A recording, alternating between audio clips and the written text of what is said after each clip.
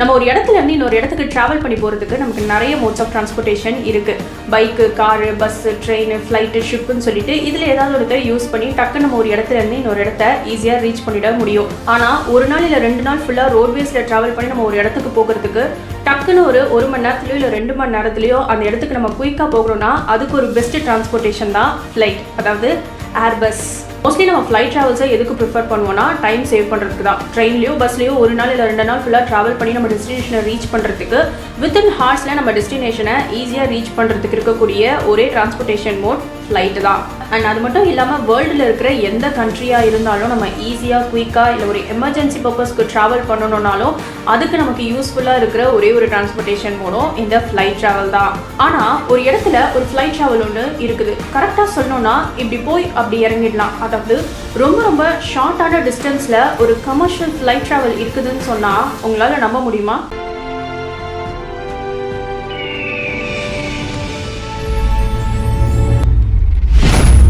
ஷார்ட்டான டிஸ்டன்ஸ்னா எந்த அளவுக்கு ஒரு 10 to 15 மினிட்ஸ்க்குள்ளே நம்மளால டெஸ்டினேஷனை ரீச் பண்ணிட முடியுமா அப்படின்னு கேட்டிங்கன்னா அதுக்கும் கீழே ஜஸ்ட் ஒரு 1.5 நிமிஷத்தில் உங்களால் டெஸ்டினேஷனை ரீச் பண்ணிட முடியும். வெறும் 90 செகண்ட்ஸ் தான் உங்களோட ஃப்ளைட் ட்ராவல் இருக்கும். இந்த அளவுக்கு ஷார்ட்டான டிஸ்டன்ஸ்க்கு ஒரு கமர்ஷியல் ஃப்ளைட்டாக இது எந்த இடத்துல இருக்குது அப்படின்னு கேட்டிங்கன்னா ஸ்காட்லாண்டில் இருக்கிற வெஸ்ட்ரே அண்ட் பாப்பா வெஸ்ட்ரே அப்படிங்கிற இந்த 2 ஐலாண்டை கனெக்ட் பண்ணுற இடத்துல தான் லோகினியருடைய ஏர்லைன்ஸ் ஆப்ரேட் ஆகிட்டு இருக்கு.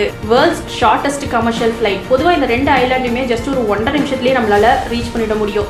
ஃப்ளைட் ட்ராவல்ஸை பொறுத்த வரைக்கும் இதுவே ரொம்ப சீக்கிரம். ஆனால் இதுவே வெதர் கண்டிஷன் ரொம்ப கிளியர் அண்ட் பர்ஃபெக்டாக இருந்துச்சுன்னா ஜஸ்ட் ஒரு 50 செகண்ட்ஸ்லேயே நம்மளால டெஸ்டினேஷனை ரீச் பண்ணிட முடியும். இதுக்கு பருத்தி மூட்டை பேசாம குடோன்ல இருக்கலாமே. இருக்கலாம். இவங்களுக்கு கொடுக்குற சம்பளத்துக்கு என்ன வேலை வாங்குறதுன்னே தெரியலையே. இதுக்கு எதுக்கு ஃப்ளைட் அப்படின்னு நீங்கள் கேட்கறது எனக்கு நல்லாவே புரியுது. ஆனால் இந்த 2 ஐலாண்டுமே பார்த்தீங்கன்னா கடல் தண்ணியால் தான் சூழப்பட்டிருக்கு. ஆனால் இந்த 2 ஐலாண்டையும் கனெக்ட் பண்ணுறதுக்கு எந்த ஒரு பிரிட்ஜும் கிடையாது. ஏன்னா இங்கே ரொம்பவே கம்மி பாப்புலேஷன் இருக்கிறதுனால இந்த பிரிட்ஜஸ் எல்லாம் மெயின்டைன் பண்ண முடியாது. அப்படின்றதுனால இந்த இடத்துல பிரிட்ஜே அவங்க கட்டலை. அஃப்கோர்ஸ் இந்த 2 ஐலாண்டையும் கனெக்ட் பண்ணுறதுக்கு போட் ட்ராவல் இருக்குது. ஒரு ஐலாண்ட்லேருந்து இன்னொரு ஐலாண்டுக்கு போட்டில் ரீச் ஆகிறதுக்கு ஜஸ்ட் 25 மினிட்ஸ் தான் ஆகும். ஆனால் இந்த போட்ஸ் எதுவுமே டைமிங்க்கு ஆப்ரேட் ஆகாது. ஏன்னா இங்கே இருக்கிற சீ ரொம்பவே ரஃப்பாக இருக்கும். அப்படிங்கிறதுனால அதுக்கேற்ற மாதிரி தான் போட் ட்ராவலை ஸ்கெடியூல் பண்ணுவாங்க. முக்கியமாக வீக்கெண்ட்ஸில் இங்கே போட்ஸ் கிடையாது. அதனாலேயே இந்த ஐலாண்ட்ஸில் இருக்கக்கூடிய local community, students, doctors, workers, ரெசிடென்ட்ஸ்னு சொல்லிட்டு எல்லாருமே இந்த ஃப்ளைட் ட்ராவலை மட்டும்தான் நம்பி இருக்கிறாங்க. வேர்ல்ட்ஸ் ஷார்ட்டஸ்ட் கமர்ஷியல் ஃப்ளைட்டாக கண்டிப்பாக இந்த இடத்த எக்ஸ்ப்ளோர் பண்ணியே ஆகணும் அப்படின்னு சொல்லிட்டு நிறைய டூரிஸ்ட் இந்த இடத்துக்கு வந்து இந்த ஃப்ளைட் மூலிமா ட்ராவல் பண்ணிட்டு இருக்காங்க. இந்த ஃப்ளைட்டுக்கான ட்ராவல் டிக்கெட் எவ்வளோ அப்படின்னு பார்த்தீங்கன்னா 1800லேருந்து 2700 வரைக்கும் வரும். ஆனால் இது எல்லாமே டூரிஸ்ட்டுக்கு மட்டும்தான். அங்கே இருக்கிற லோக்கல்ஸ்க்கு இந்த காஸ்ட் இதை விட கொஞ்சம் கம்மியாக தான் இருக்கும்.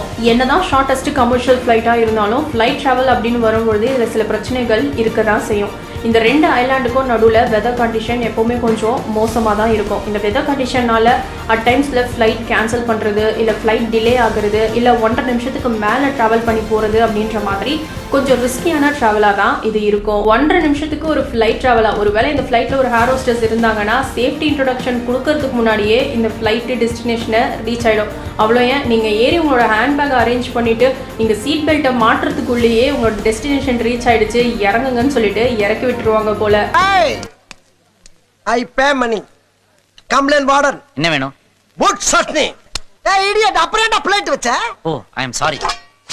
Jokes apart. ஸோ அஃபிஷியலி 1967 தான் இந்த ஷார்ட்டஸ்ட் கமர்ஷியல் ஃப்ளைட்டுக்கான சர்வீஸை ஸ்டார்ட் பண்ணாங்க. அண்ட் சாட்டர்டே ஒரு நாள் மட்டும் இந்த ஃப்ளைட் சர்வீஸ்க்கு லீவ். அதே மாதிரி இந்த ஃப்ளைட்டோட கெப்பாசிட்டி எவ்வளோ அப்படின்னு பார்த்தீங்கன்னா ரொம்ப ரொம்ப கம்மி. வெறும் 10 பேர் மட்டும்தான் அட் அ டைமில் இந்த ஃப்ளைட்டில் ட்ராவல் பண்ண முடியும். வெதர் கண்டிஷன், வீக்கெண்ட், லோக்கல்ஸோட டிமாண்டை பொறுத்து ஒரு நாளைக்கு 2லேருந்து 3 ட்ரிப் வரைக்கும் இந்த ஃப்ளைட் பறக்கும். 2013 ஸ்டூவர்ட் அப்படிங்கிற பைலட் ரெக்கார்ட் பிரேக் பண்ணுற மாதிரி ஜஸ்ட் 53 செகண்ட்ஸில் இந்த ஐலாண்டை ரீச் பண்ணியிருக்கிறாரு. அது மட்டும் இல்லாமல் 12,000 தடவைக்கு மேலே இந்த 2 ஐலாண்டுக்கும் நடுவில் ஒரு ஃப்ளைட்டை ஆப்ரேட் பண்ணியிருக்கிறாரு. ஸோ இந்த ஷார்ட்டஸ்ட் கமர்ஷியல் ஃப்ளைட் டிஸ்டன்ஸை பற்றி நீங்கள் என்ன நினைக்கிறீங்க அப்படிங்கிறத மறக்காம என்னுடைய கமெண்ட் பாக்ஸில் சொல்லுங்கள். அண்ட் இந்த மாதிரியான நிறைய இன்ட்ரெஸ்டிங்கான டாபிக்ஸ்க்கு மறக்காம என் சேனல் சப்ஸ்கிரைப் பண்ணிக்கோங்க. நெக்ஸ்ட் வீடியோவில் சந்திக்கலாம். நன்றி.